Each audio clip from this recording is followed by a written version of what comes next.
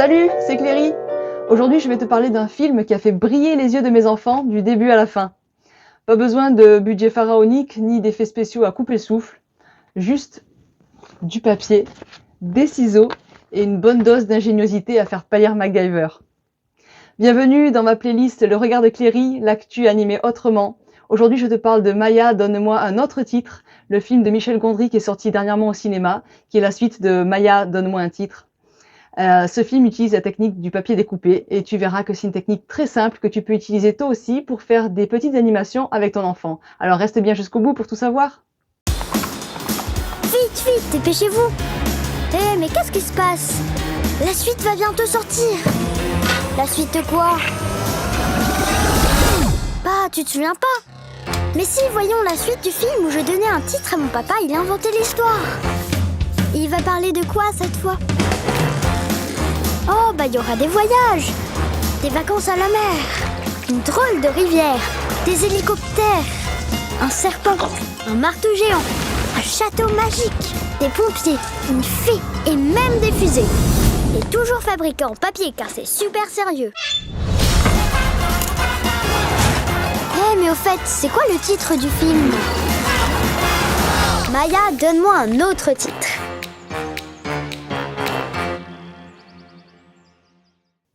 Ce film, c'est la preuve que l'animation, c'est avant tout une question de magie. La magie de l'illusion, créée image par image. Avec des moyens simples, mais une minutie de fou. Et ça me parle. Ça me parle parce que l'animation, c'est avant tout une question de passion. Alors chez Michel Gondry, cette passion est née notamment d'un photogramme du film d'Émile Cohl, Un drame chez les fantoches. Il en parle comme d'une image qui l'a fasciné et qui l'a motivé à créer et à travailler l'animation. Chez moi, c'est l'image du film de Méliès, cette fusée qui arrive donc sur l'œil de la Lune, cette image qui m'a fascinée et qui m'a amenée à découvrir encore et encore davantage donc l'animation. Alors, comme toute passion, il y a toujours quelque chose dans l'enfance qui nous marque. S'il y a une image, quelque chose qui t'a vraiment passionné étant petit et qui continue à te motiver à créer, partage-le dans les commentaires. Pour ceux qui suivent ma chaîne et qui commencent un petit peu à me connaître, vous savez que je porte un intérêt particulier aux réalisateurs, aux personnages en fait, à qui ils sont. Michel Gondry fait partie des réalisateurs qui me touchent particulièrement, comme Hugo Bienvenu, puisque ce sont avant tout des pairs.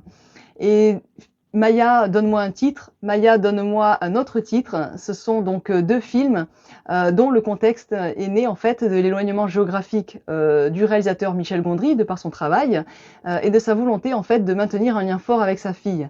Donc il lui a demandé de lui donner un titre et les petites séries d'animation qu'il a réalisées sont donc inspirées par le titre donné par sa fille sur le moment. Donc ces petites histoires placent Maya comme héroïne. Ils sont complètement farfelus, donc il y a une imagination débordante derrière ces petites histoires qui sont portées justement par la technique du papier découpé. Donc c'est une technique relativement simple. Par contre, ça nécessite énormément de minutie et dans ces animations-là, tu peux voir vraiment l'originalité d'une transformation d'un personnage, par exemple, de certains effets en fait qui sont vraiment recherchés par la technique seule du papier découpé. Donc voilà, il y a vraiment une magie derrière cette technique-là. Et ce qui m'a aussi touchée, c'est le début de l'animation où on voit vraiment la main du réalisateur. Donc ça appuie aussi ce côté manuel, ce côté artisanal qu'on retrouve du coup dans cette œuvre de Michel Gondry qui lui tient à cœur et que j'aime moi particulièrement puisque c'est finalement dans ces petites imperfections qu'on arrive plus facilement à se retrouver. Contrairement aux films relativement lisses portés par la 3D dont on est complètement abreuvé aujourd'hui. Un retour aux sources avec des films qui utilisent ces techniques-là, ça fait vraiment du bien. Ça montre aussi que l'animation vient servir en fait la relation parent-enfant et que toi-même, c'est quelque chose que tu peux faire avec ton enfant. Donc moi, je t'invite vraiment à aller voir ce film et à t'en inspirer ensuite pour pouvoir faire ça avec ton enfant.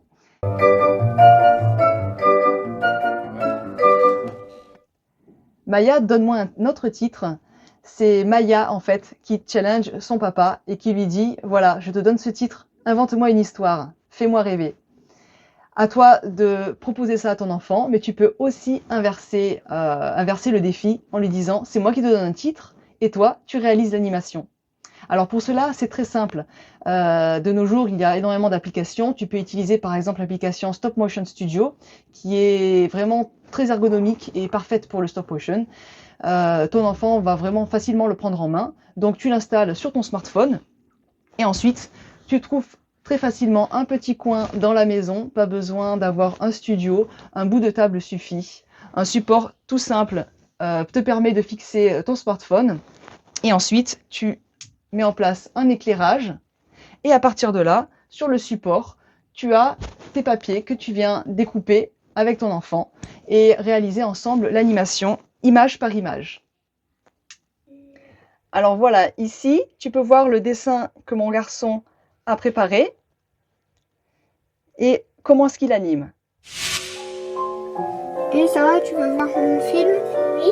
Je suis contente de l'avoir fait. Hein? Play.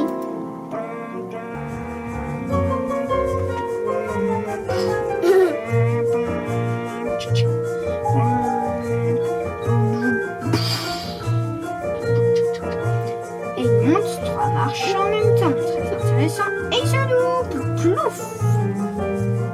F-I-N. Fin. Et c'est bien.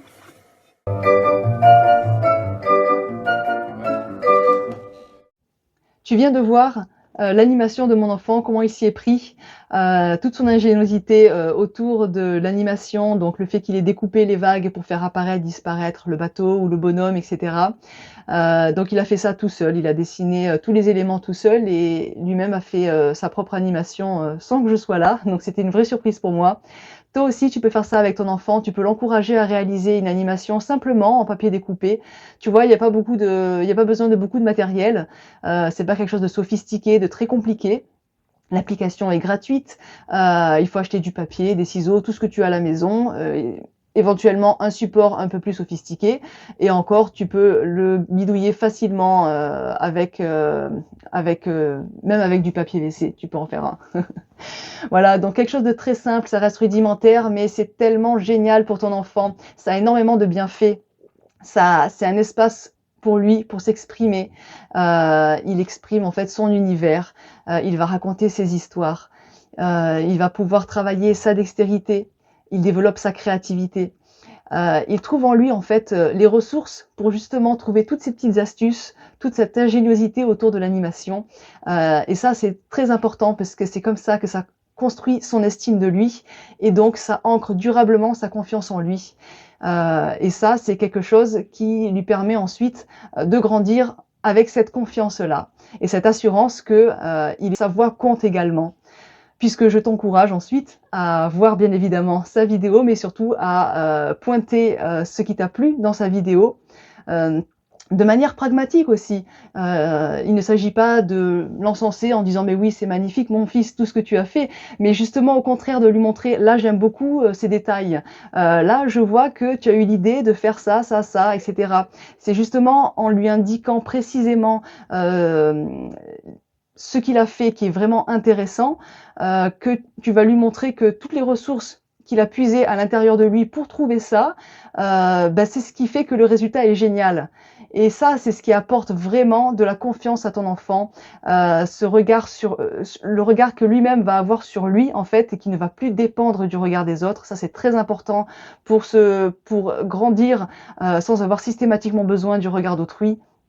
Et l'animation en stop motion le permet. Donc tu vois que c'est quelque chose qui est vraiment complet, parce qu'en plus après il peut ajouter sa voix, il peut ajouter une musique si ton enfant est musicien, il peut aussi chanter une petite musique, il peut jouer s'il fait de la guitare, il va faire une petite mélodie par exemple. Et tu vois qu'en fait toute la création là est vraiment globale et complète. C'est du papier découpé, ça peut être aussi des dessins qu'il va peindre, par exemple, s'il aime peindre, et qu'il va ensuite découper. Tu peux aussi l'inviter à utiliser différents médiums, par exemple du pastel, des crayons gras, même de l'aquarelle. Tout ça pour créer des décors, par exemple, changer de technique, utiliser juste le stylo, par exemple. Voilà, tu peux comme ça lui donner des petits défis. Donc, en termes de titres, comme Maya, donne-moi un autre titre, avec aussi différentes techniques, mais toujours sur la base du papier découpé. Et tu verras que tout ça, en fait, va faire qu'il va grandir, en fait, avec une confiance en lui vraiment ancrée durablement. Voilà donc pourquoi moi je suis convaincue que l'animation en stop motion, ça a énormément de bienfaits pour les enfants et j'encourage tous les parents, à faire ça, avec leurs enfants et donc toi aussi je t'encourage à le faire et si tu as quelque chose, à partager, fais-le surtout dans les commentaires parce que ça m'encouragera à continuer dans cette voie et tu peux aussi télécharger, mon outil gratuit, mon petit guide que j'ai fait et dont le lien, est dans le descriptif, qui va aussi te donner des petites astuces pour, animer avec ton enfant. J'espère que je te reverrai dans les prochaines vidéos et je te dis à bientôt.